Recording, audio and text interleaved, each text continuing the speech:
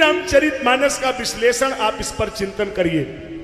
पूरी रामचरितमानस में 5 सोपान हैं, 5 रामचरितमानस के प्रमुख अंग हैं।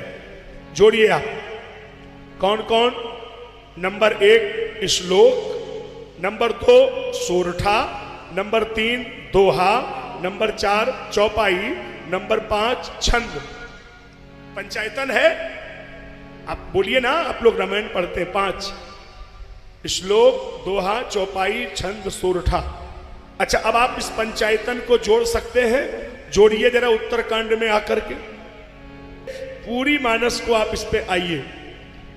5 आपने देख लिया पंचायतन। अब आप कहां कैलकुलेट करेंगे? उत्तरकांड में।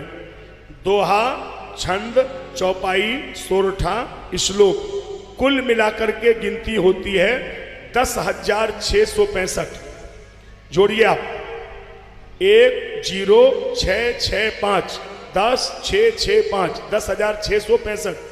अब आप इस संख्या को एक बार फिर जोड़िए। 10 6 कितना हुआ? जल्दी जोड़ो। 16, फिर 6 10 6 6 फिर 5, तो ये टोटल संख्या बनती है 27। अंक में जोड़ेंगे तो 27। अच्छा, 2 और 7 को जोड़ेंगे तो कितना बनेगा? 9। और 9 क्या है? पूर्णांक है। इसका मतलब हर चौपाई में राम है, हर अंग में राम है। पूरी मानस ही राम जी का विग्रह है। अब एक और बात आपके संज्ञान में डालूं। किसी भी व्यक्ति के नाम में इस गणित को आप लगा दें तो ब्रह्म की कुल योग संख्या, आप ध्यान दीजिए, अगर किसी के गणित में लगाएंगे तो उसमें राम ही शेष बचेगा। कैसे बचेगा? अब हम इसको दूसरे गणित से समझा रहे हैं। नाम के अक्षर चौगुन कीजिए, 5 मिलाए दुगुन कर दीजिए, 8 का भाग दीजिए, शेष 2 ही बचेगा राम। कैसे जोड़ेंगे आप? किसी का नाम हो, मान लो कोई 3 अक्षर का नाम हो, सौरभ मान लिया। नाम के अक्षर चौगुन कीजिए, 3 में 4 का गुणा करो, उसमें 5 मिलाइए, उसको दूना करिए, उसमें 8 का भाग दीजिए।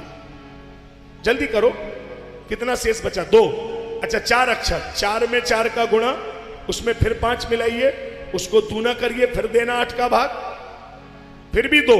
अच्छा, 5 अक्षर, 5 में 4 का गुणा, फिर 5 को मिलाइए, फिर दूना करिए, 50, फिर 8 का भाग दीजिए। 48, 2 शेष। आप जिंदगी भर इस गणित को याद रखिएगा, गणित फेल नहीं होगा। उसमें 2 ही शेष बचेगा। उसने भी राम कहा, जिसमें उसने भी राम कहा जिसने जय श्री राम कहा, उसने भी राम कहा जिसने सीता राम कहा, और उसने भी राम कहा जिसने हराम कहा। कोई बचा है जिसने राम नहीं कहा? और याद कर लीजिए, कोई दुनिया में नहीं है जो राम कहने को हराम समझते हैं। वो भी जब हराम बोलते हैं तो राम कह के ही बोलते हैं। उनके में भी तो राम निकलता है, बिना राम के तो बोल ही नहीं सकते ना। इसलिए याद कर लेना, कोई दुनिया का डॉक्टर नहीं है जो दवा से ठीक कर दे। डॉक्टर भी दवा देने के बाद यही कहता है कि दवा तो फायदा करेगी, लेकिन अब आराम करना। तो बिना राम के तो जीवन की कल्पना ही नहीं है। इसलिए वो राम सारे ब्रह्मांड के पिता हैं, सारे ब्रह्मांड की आत्मा है, और वही राम अवध में आए हैं।